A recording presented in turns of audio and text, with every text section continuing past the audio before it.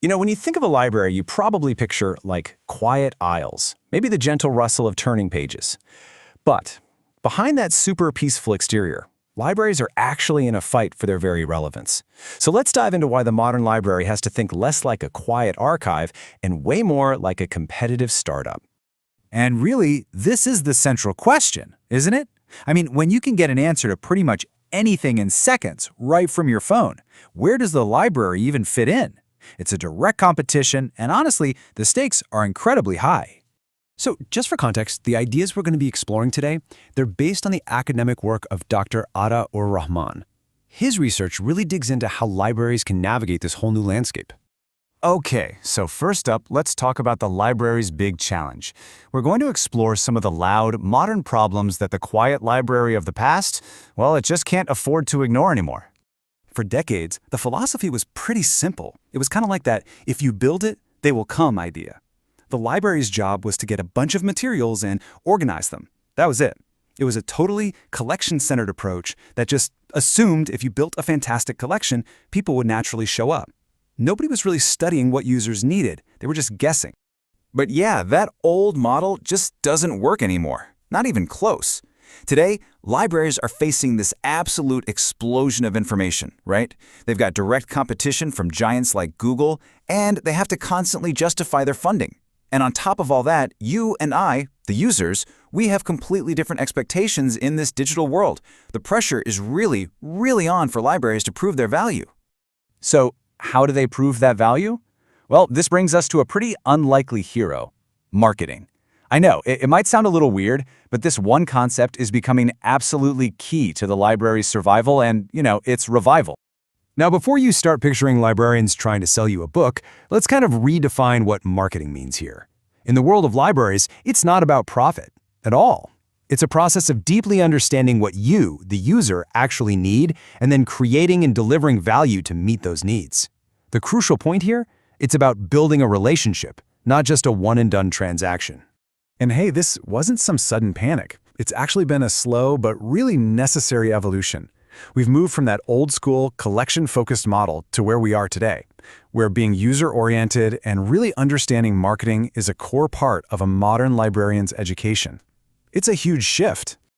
All right, so now that we get the why, let's get into the how. Let's open up the modern library's playbook. These are the actual strategies a modern, startup-minded library is using to connect with its community. Okay, any smart startup knows its customers, right? Well, a smart library does the exact same thing. It's called market segmentation. So for an academic library, this means they don't just see a big blob of users. No, they see distinct groups: undergraduates, postgrads, faculty, researchers. And why does that matter? Because each of those groups has completely different needs, and breaking them down like this lets the library tailor its services perfectly for each one.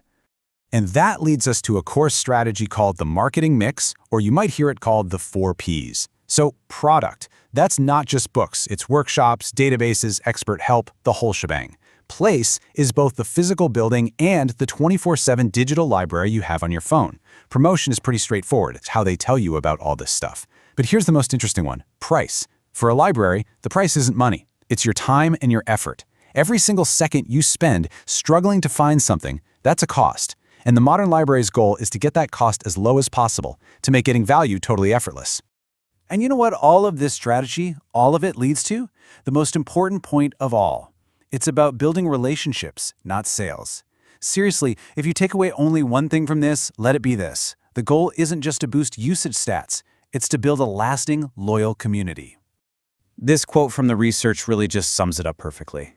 The end game is trust. It's loyalty. It's about being so responsive and so personalized that the library becomes an absolutely indispensable part of people's lives, whether that's for learning, research, or just a community connection.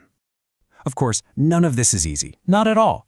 Libraries are doing this constant balancing act. They're facing really tough challenges like tight budgets and technology that changes in the blink of an eye. But here's the key difference. Unlike a typical startup, they have to do all of this while upholding these deep ethical commitments, things like intellectual freedom, making sure access is fair for everyone, and of course, protecting user privacy.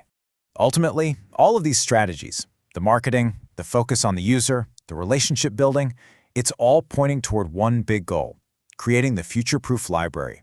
This is all about making sure it can adapt, it can evolve, and it can serve its community for decades to come.